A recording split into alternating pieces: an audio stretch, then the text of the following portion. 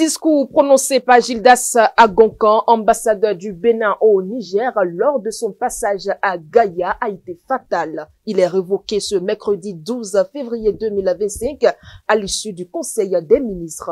Nommé ambassadeur du Bénin près le Niger le 14 juin 2023, le désormais ex-ambassadeur a perdu la confiance du chef de l'État pour ses propos tenus à Gaïa le week-end dernier. Qu'il vous souvienne, mesdames et messieurs, que la dernière sortie médiatique de Gildas Agonkan a suscité une vague d'indignation au sein de l'opinion publique béninoise.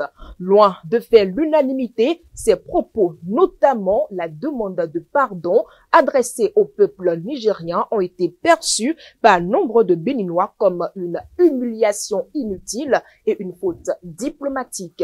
La demande de pardon de Gildas Agonkan au peuple nigérien, une faute diplomatique grave aux lourdes conséquences. On se retrouve juste après la pause publicitaire.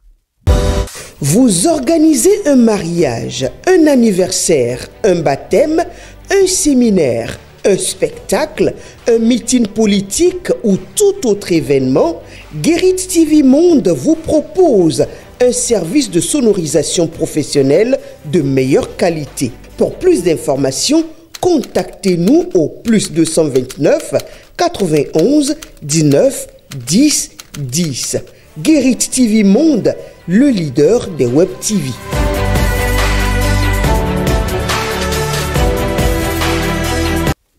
Mesdames et messieurs, bonsoir. Les relations entre Cotonou et Niamey se sont détériorées depuis le putsch qui a renversé le président Mohamed Bazoum en juillet 2023. Les questions sécuritaires sont au cœur des dites tensions.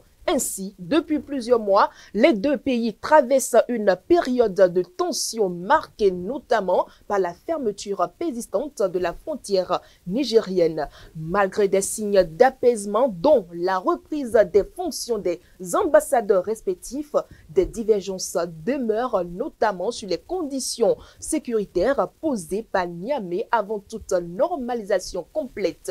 Crise Niger-Bénin, on en parle dans cette édition.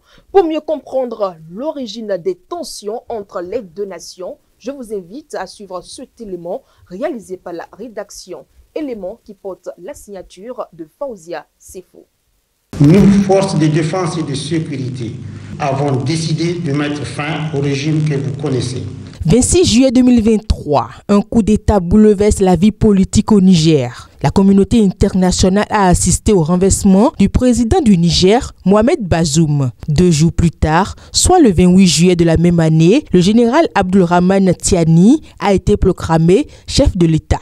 L'approche sécuritaire actuelle n'a pas permis de sécuriser notre pays. Nous ne pouvons plus continuer avec les mêmes approches jusqu'ici proposées au risque d'assister à la disparition progressive et inéluctable de notre pays.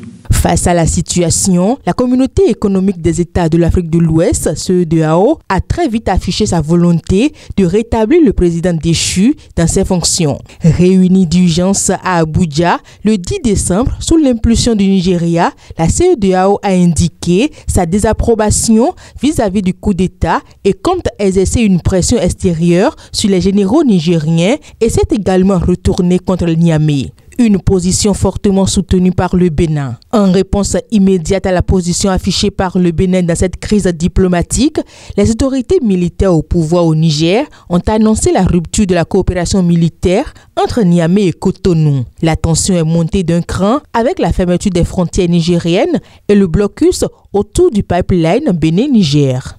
La situation entre le Bénin et le Niger demeure une intrigue.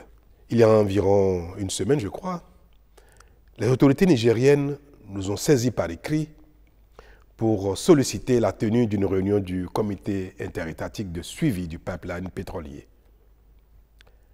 Elles ont proposé que la réunion se tienne au Niger.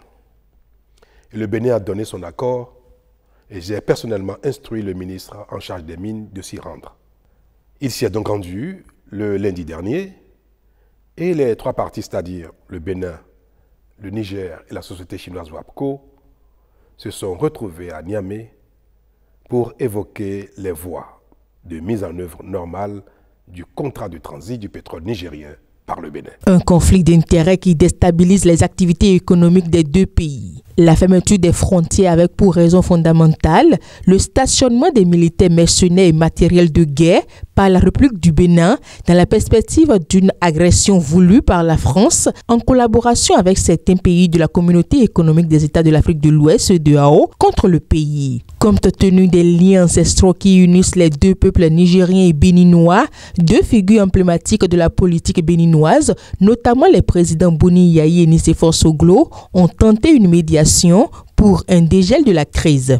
Deux points majeurs méritent d'être soulignés. Premièrement, il mettra tout en œuvre, malgré les difficultés prévisibles, pour revenir aux lois. Deuxièmement, il est aussi disposé à examiner favorablement et dans les meilleurs délais. Cela peut-être le résultat des médiations de la CEDEAO, des Nations Unies, de nombreuses ambassades, de toutes les composantes de la nation.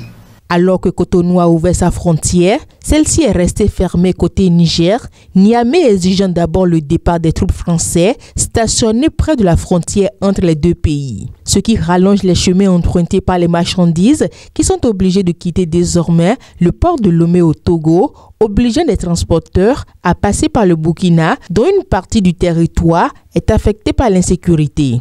Le Bénin, dans sa volonté affichée de trouver une solution à cette crise, a nommé un nouvel ambassadeur au Niger. Et puis, en réponse à la démarche de médiation des deux anciens présidents béninois, une délégation nigérienne était à Cotonou les 24 et 25 juillet pour rencontrer le président béninois Patrice Talon. L'objectif de cette rencontre est de décrisper et normaliser les relations entre les deux pays. Je pense que mon niveau, c'est une mission très positive.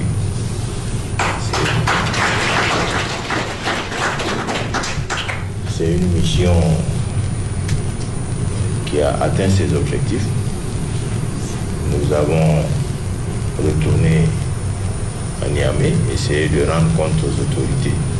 Alors que tout présage d'un dénouement imminent de la crise entre le Bénin et le Niger, la crispation de la situation reste à craindre à nouveau. Les récentes accusations du chef de la junte nigérienne au pouvoir semblent compromettre les maigres espoirs nés de la médiation des anciens présidents de la République du Bénin, Nicéphore Soglo et Boni Yayi. L'on semble vivre un scénario avec d'interminables rebondissements. Au Bénin, le ministre de l'Intérieur, il n'a qu'à répondre à la question en fin septembre. D'accord. La commande de plus de 100 drones qu'ils ont lancés à travers un autre national, plus de 100 drones en Chine, les types DJI Matrix T-MAL, zoom 1200 à 1500 mètres, portée 15 à 30 km, selon le signal. Il n'a qu'à répondre où sont ces matériels, ce n'est pas au profit. Et c'est des matériels, des drones, option militaire avec vision nocturne. Ce matériel a été distribué à des terroristes qui sont dans le Sokoto, le Zamfara, le Kébi, des terroristes qui sont dans le W, en collaboration avec les forces spéciales françaises, des terroristes qui sont dans notre zone du Gourma. Avec cette nouvelle accusation du Niger contre le Bénin, l'on est en passe de se demander à quand la fin de cette crise entre le Niger et le Bénin. Une crise qui fait souffrir les deux pays frères. Une situation qui perdure malgré la volonté manifeste du gouvernement béninois. Week-end dernier encore, Gildas Agonkan, ambassadeur du Bénin près le Niger, a exprimé les regrets du Bénin face aux tensions diplomatiques entre les deux pays et a appelé à une réconciliation sincère. Au cours d'une cérémonie officielle à Gaïa, l'ambassadeur du Bénin près le Niger a adressé un message de pardon au peuple nigérien. Une vidéo qui a fait le tour des réseaux sociaux et et relayé par plusieurs médias. Je vous invite à suivre un extrait vidéo de son discours à Gaïa lors de la cérémonie de prestation de serment et de remise de diplôme de la 7e promotion de l'Institut international de santé Koubéini, où étudient plusieurs Béninois. Je voudrais de prime abord remercier les autorités du Niger au plus haut niveau, les membres du CNPS et en particulier le général Tchani, chef de l'État, le ministre des Affaires étrangères qui m'ont permis de venir au Niger, qui m'ont permis de venir à Niamey, malgré les situations difficiles.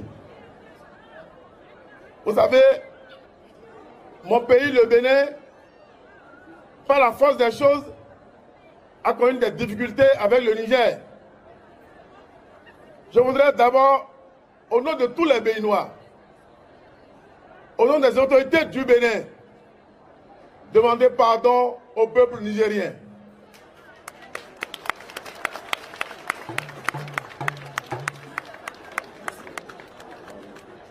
Des choses se sont passées, des choses graves, qui ont engendré des sacrifices, qui ont engendré des difficultés, qui ont engendré des problèmes.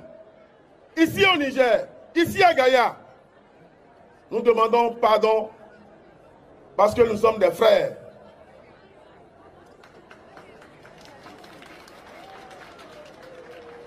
Nous allons prier Dieu, nous allons prier Allah pour que plus jamais, ces choses ne puissent se passer encore.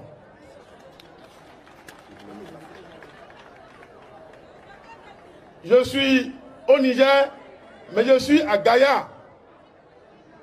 Gaïa est le symbole de l'intégration entre les peuples. Gaïa est le symbole de l'intégration entre le Niger et le Bénin.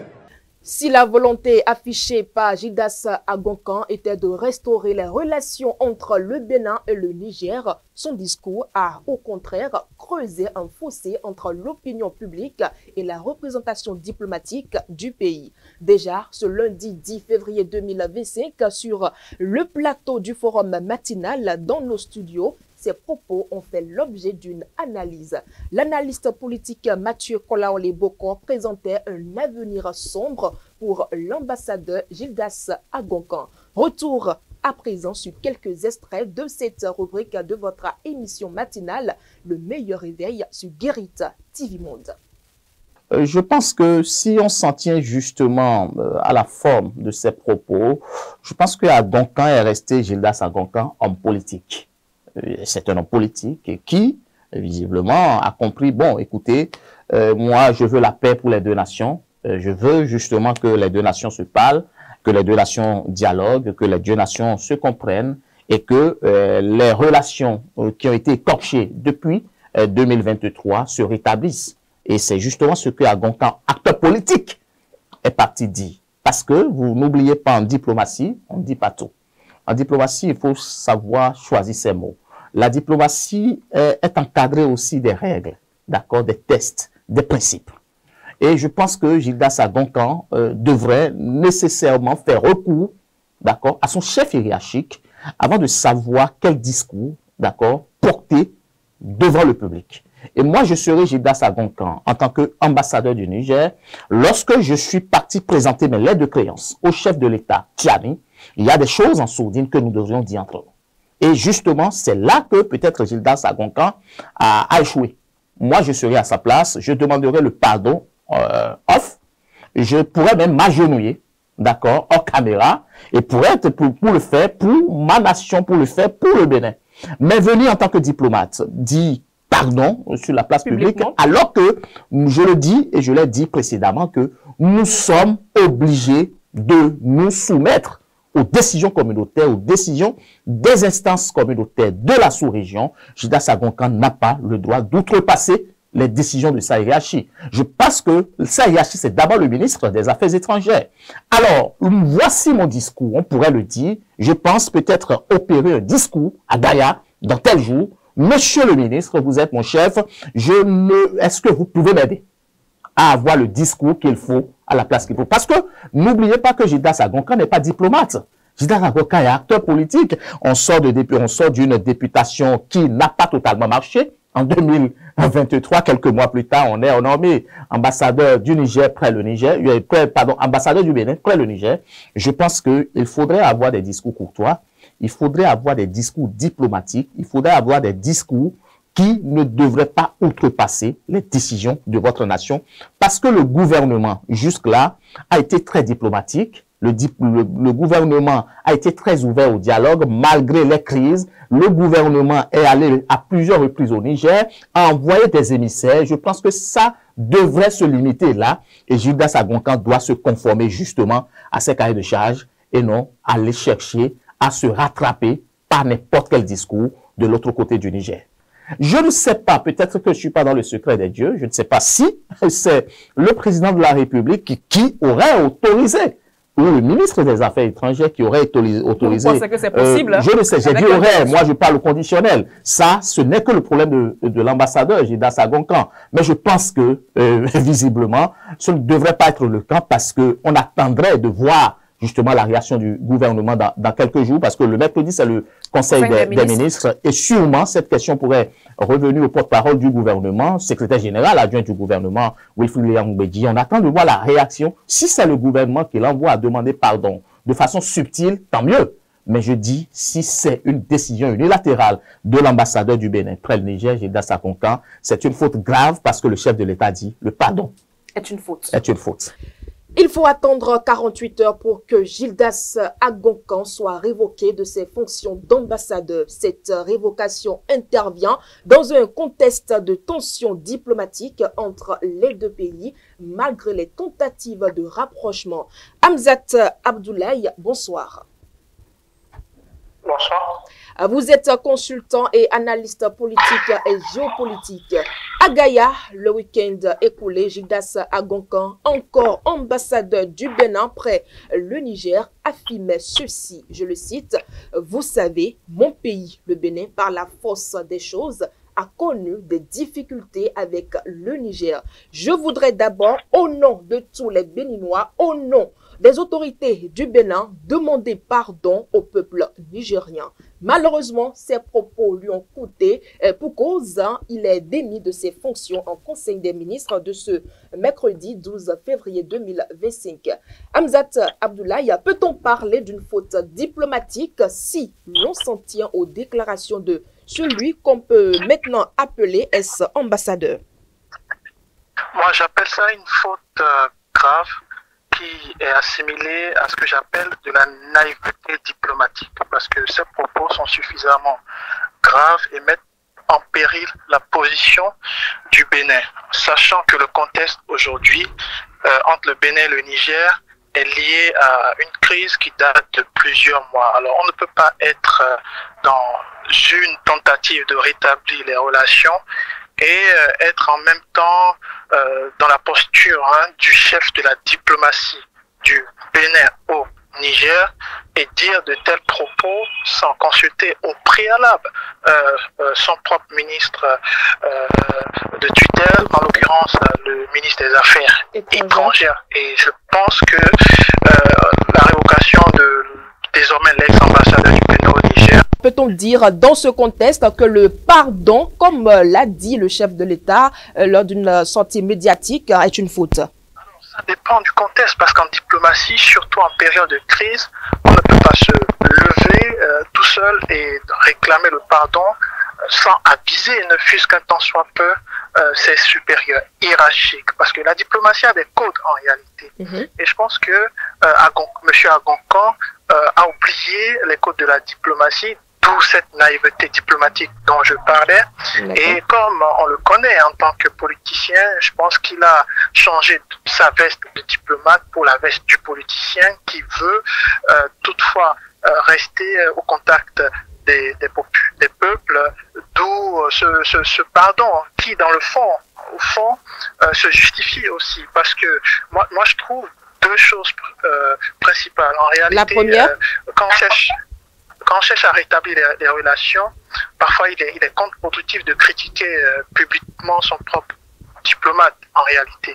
Mais la première chose, c'est que révoquer Agoncan peut aussi être un aveu d'erreur, et l'erreur, comme vous le savez, affaiblit la position du Bénin dans les négociations. Et deuxièmement, c'est que cette situation peut être aussi exploitée par Niamey pour justifier son propre positionnement et conduire à durcir ses exigences. Donc moi je trouve que le pardon n'a pas lieu d'être dans ce cas de figure tant que ce n'est pas la hiérarchie supérieure qui le dicte de façon tacite, et ce n'est pas visiblement le cas, et c'est tout de même dommage d'en arriver là. Et comment pourrait-on gérer cette faute diplomatique? Je pense qu'il n'y a pas grand chose à faire, parce que là, c'est une décision qui me semble irrévocable. Je pense que ça va peut-être ralentir le train de la résolution de la crise entre le Bénin et le Niger, justement parce qu'il y a eu des avancées depuis quelques semaines, depuis quelques jours. On constate effectivement une volonté manifeste des deux parties de retrouver un équilibre. Et aujourd'hui, je pense que la conséquence pourrait être ce ralentissement dans ce processus de rétablissement de l'ordre, enfin du rétablissement de l'équilibre initial entre le Bénin et le Niger. La deuxième chose, c'est que en termes de conséquences, le Bénin va devoir choisir ou nommer un autre diplomate pour représenter le Bénin à Niamey, parce que nous avons une représentation active, et surtout dans cette période de crise, il est important qu'on puisse avoir ce représentant. Donc ça ne saurait certainement tarder, et même si la machine sera ralentie, je pense que la dynamique restera la même en réalité, avec ou sans monsieur Agoncan. Merci à vous, Hamzat Abdoulaye, pour votre intervention. Je rappelle que vous êtes consultant géopolitologue. Merci. Vous vous rappelez, mesdames et messieurs, le désormais ex-ambassadeur du Bénin au Niger, Gildas Agoncan, a officiellement présenté les copies figurées de ses lettres de créance au ministre nigérien des Affaires étrangères le mardi 6 août à Niamey. Bien que nommé le 14 juin 2023, l'ambassadeur n'avait pu prendre fonction en raison des tensions entre le Bénin et son voisin après le coup d'État du général Tiani qui a renversé le régime du président Bazoum au Niger. Marcel Zoumenou, bonsoir. Bonsoir, chers consoeurs. Vous êtes analyste politique. Le désormais ex-ambassadeur Gildas Agoncan a été révoqué de ses fonctions à la suite de sa déclaration politique à Gaïa, où il avait exprimé des excuses au nom du Bénin auprès du peuple nigérien. Marcel Zoumenou, êtes-vous surpris de la décision du gouvernement? Oui, je suis très surpris parce que je ne m'attendais pas à ce que le nouvel ambassadeur du Bénin près du Niger, M. Gildas Agoncan, puisse tenir ces propos que j'ai bien entendus, que j'ai bien suivis, la fois dernière, sans avoir eu l'aval de son ministre de tutelle tout au moins. Je voudrais rappeler ici que le titre d'ambassadeur plénipotentiaire, c'est à la fois un représentant. Quand vous êtes ambassadeur, vous êtes à la fois le représentant du chef de l'État. Vous représentez d'abord votre pays, mais vous représentez le chef de l'État qui vous délègue une partie de ses pouvoirs pour le représenter dans un pays tiers. Et donc, pour moi, et quand je l'ai écouté la fois dernière, c'était qu'il avait eu tout au moins l'instruction ou bien l'accord de sa tutelle, tout au moins du ministre des Affaires étrangères pour tenir ses propos. Et donc, j'ai été surpris qu'il ait été remercié aujourd'hui de cette manière-là, et c'est ce tact-là qui m'amène maintenant à comprendre qu'il avait fait une démarche personnelle ce qui ne devrait pas faire au regard de sa fonction de responsabilité d'ambassadeur qui l'occupe. Et ce qui ne devrait pas faire dans un contexte de décrispation de crise. Et depuis près d'un an, plus d'un an, les deux pays sont dans une crise latente qui ne dit pas son nom avec des déclarations de part et d'autre, mais beaucoup plus du côté du Niger. Et donc, dans un tel contexte, tout ce qui devrait être dit devrait être mesuré. Tout à fait. Et dans ce contexte, peut-on parler d'une faute diplomatique? Alors, je crois beaucoup plus que à la fois les déclarations de l'ambassadeur à Goncan que l'acte de sa suspension sont tout à fait regrettables. On aurait pu laisser cette faute, l'appeler, le réprimander en privé, que de le suspendre de cette manière. Parce que le suspendre de cette manière-là a plus de conséquences que l'acte même de demande de pardon. L'acte de demande de pardon, je crois que quand nous analysons très bien le contexte, il a peut-être fait sans l'accord de son ministre de tutelle, il a peut-être fait sans l'accord du chef d'État, mais je crois qu'il a fait dans le souci de régularisation, de décrispation entre les deux pays. Et donc, si on le suspend pour avoir fait cela, ça envenime la situation du côté de le Bénin envoie un signal, un mauvais signal au Niger qui peut se baser sur ça pour un peu se radicaliser et pour durcir ses positions, alors que nous savons que depuis quelques mois, il y a eu beaucoup d'efforts qui ont été faits pour la normalisation des relations entre les deux pays. Et donc, pour moi, malgré que ce que l'ambassadeur ait dit soit une faute pour laquelle on pouvait le réprimander, je crois qu'on devait le faire d'une autre manière et ne pas être amené à prendre la décision extrême qui est celui de le remercier. On pouvait le rappeler à Cotonou, lui faire des remontrances et le faire repartir à son poste. Okay. Mais la décision qui a été prise là, je crois que c'est un très mauvais signal qui a été envoyé du côté de Niger. Et je suis sûr que ça ne va pas faciliter les choses entre les deux pays désormais. Et là, Marcel Zoumeno, vous ne voyez pas le pardon de Gildas Agoncan comme une reconnaissance des accusations du gouvernement de Tiani? Mais non, là même déjà, ça peut être très imprudent pour un ambassadeur de demander pardon si le pardon était la réponse aux accusations. Parce que jusque-là, je n'ai pas encore entendu une voix officielle du Bénin reconnaître que oui, les accusations de Tiani sont fondées et que tout ce que...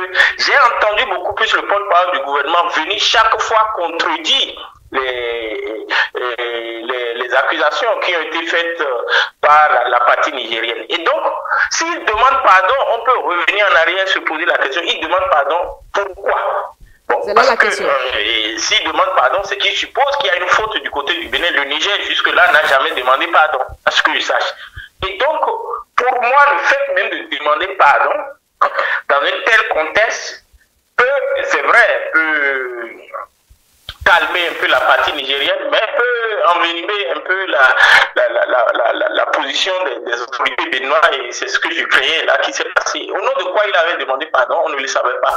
Parce que dans toutes les accusations qui ont été faites, je n'ai pas encore entendu quelqu'un du côté du Bénin reconnaître que c'était vrai, qu'il y a une part de vérité dans tout ce que le général Chiani et tous les officiers nigériens disaient. Et donc, le mot pardon ne devrait pas normalement sortir de sa bouche. Il devrait peut-être utiliser d'autres mots pour apaiser la partie nigérienne que le mot pardon, qui pour moi était une reconnaissance des nombreuses accusations que le Niger portait contre le Bénin. Donc, pour moi, la faute était déjà là. Mais la faute qui consiste à demander pardon ne devrait pas être réprimée de cette manière-là, en le dégommant de son poste. On pouvait faire autrement. On pouvait, comme je le disais tout à l'heure, faire autrement. Le le rappeler à l'ordre, le sermonner en privé, pour que ça ne soit pas exposé comme une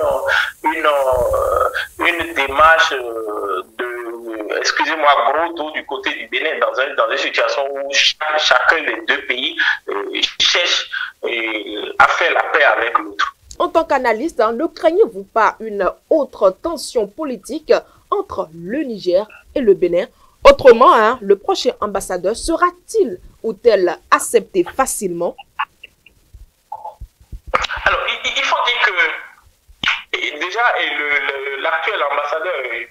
Agonkan, qui a été limogé, a passé plusieurs mois dans les couloirs diplomatiques avant d'être accepté. Oui. Il était nommé depuis plus d'1 an et c'est tout récemment qu'il a réussi à présenter ses lettres de créance.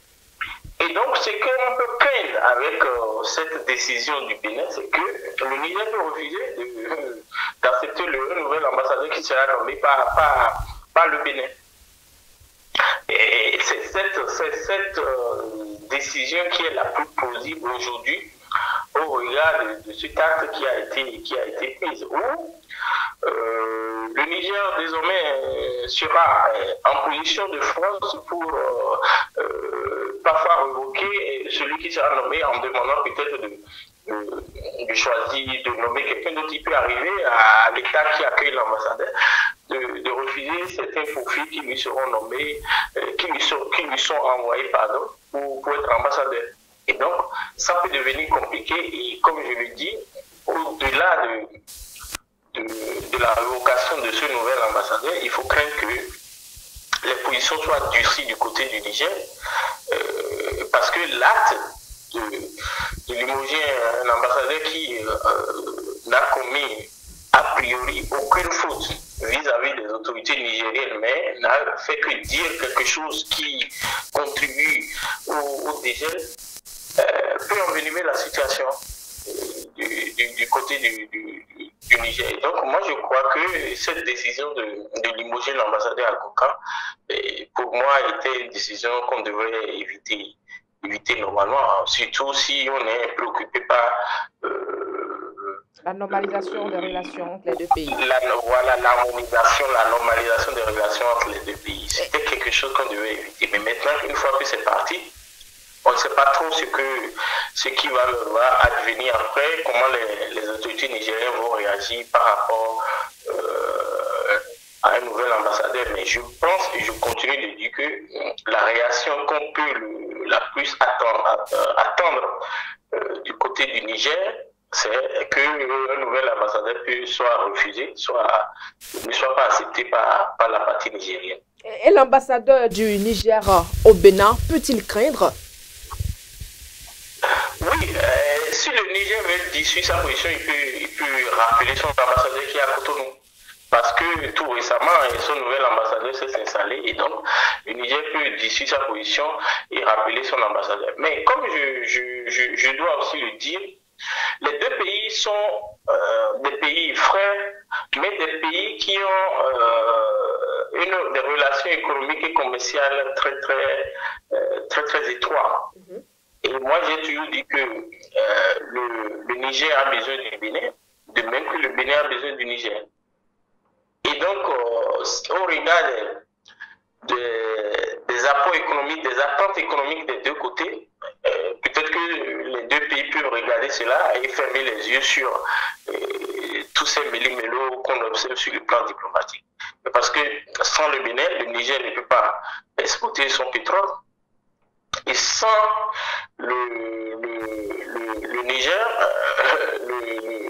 le Bénin ne peut pas gagner, ne peut pas rentabiliser son port et un certain nombre d'infrastructures côtières qu'on a ici. Et donc, moi, je crois que les deux pays ont tout intérêt à travailler pour la paix. Et donc, j'aurais souhaité que malgré cette décision qui peut énerver la partie nigérienne, ça c'est un souhait qu'ils ne regardent pas ça et qu'ils travaillent comme ils ont déjà commencé à le faire pour le dégel qu'on observe depuis un certain moment.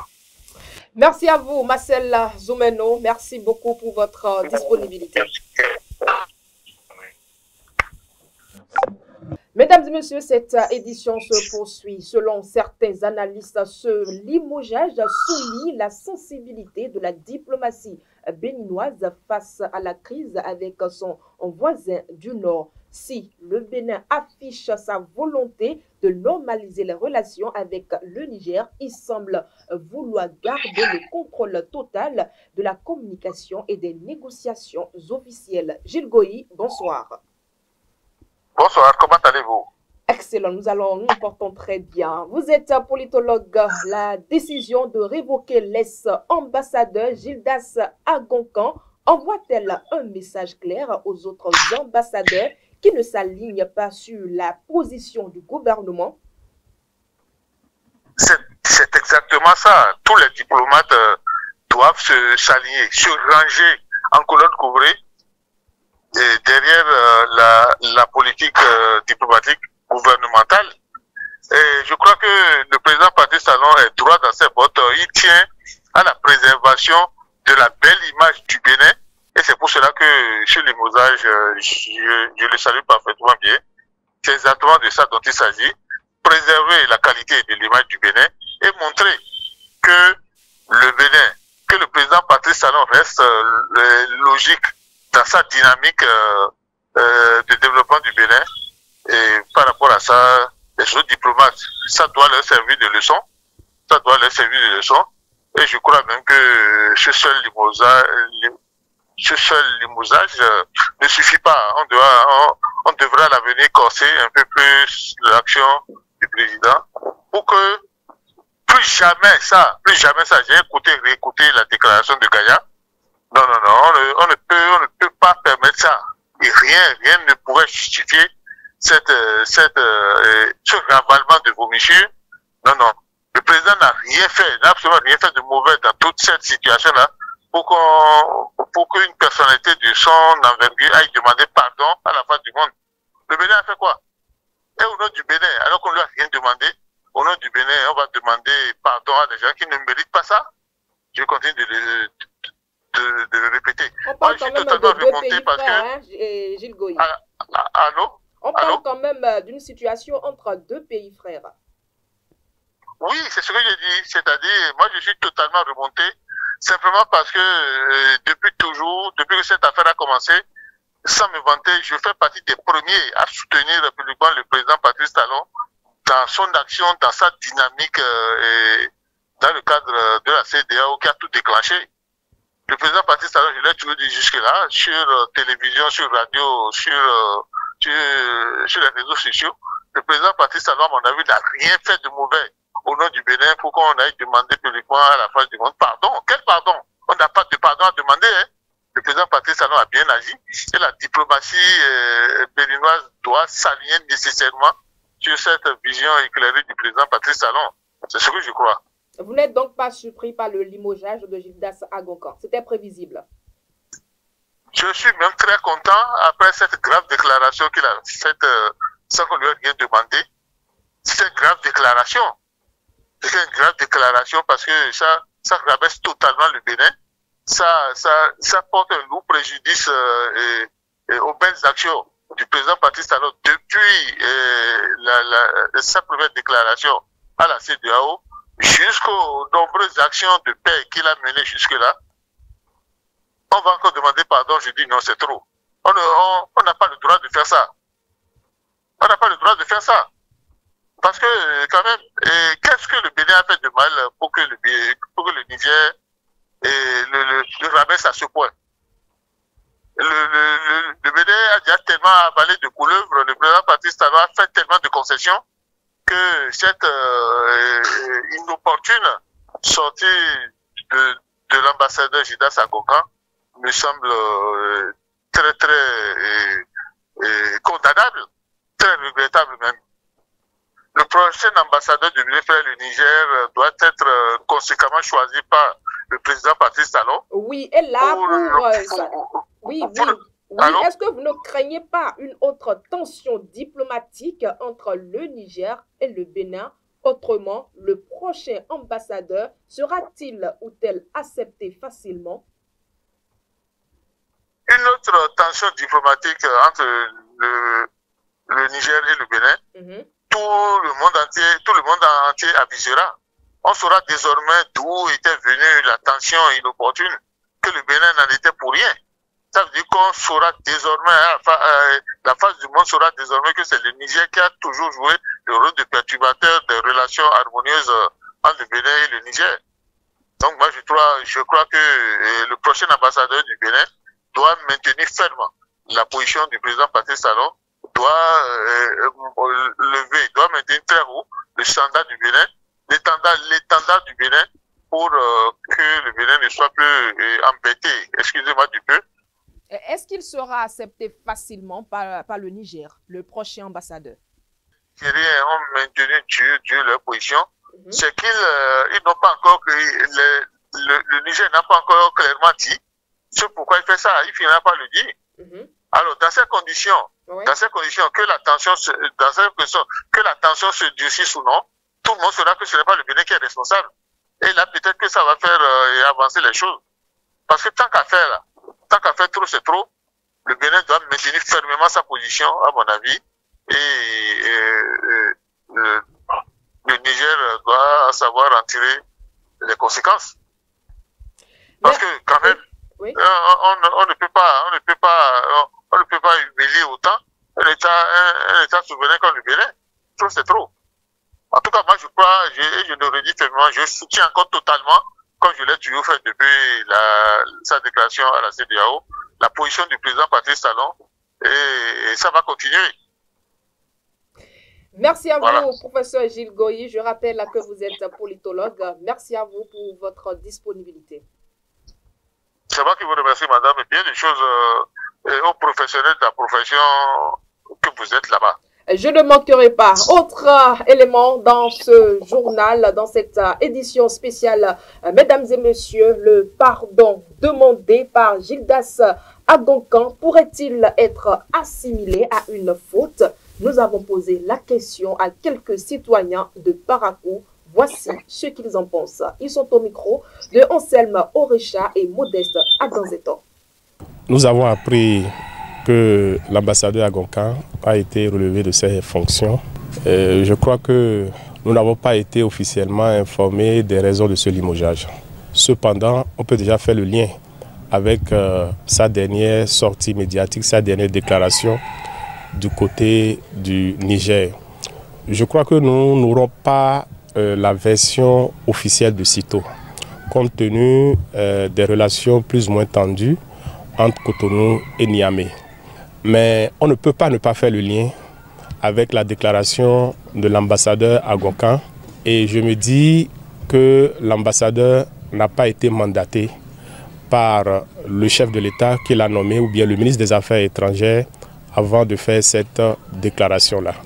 Vous savez très bien que depuis environ 18 mois que les relations ne sont pas bonnes entre les deux pays, l'État béninois est resté droit dans ses bottes et a tracé une ligne directrice.